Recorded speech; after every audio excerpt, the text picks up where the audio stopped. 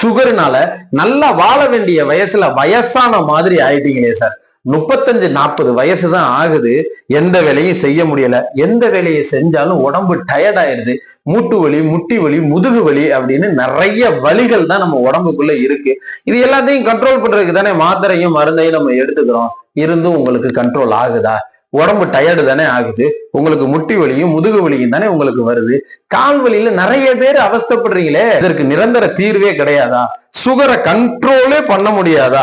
Control பண்ண முடியாதுன்னு நீங்க நினைக்கிறீங்களா? இல்ல சார், இல்ல. கண்ட்ரோல் பண்ண முடியும். எப்படி முடியும்?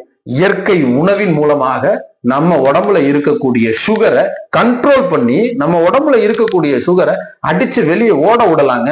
இது அனைத்தும் இயற்கை உணவின் மூலமாக மட்டுமே நடக்கும். ஸ்கிரீன்ல தெரியுற என்னுடைய நம்பருக்கு வாட்ஸ்அப் பண்ணுங்க.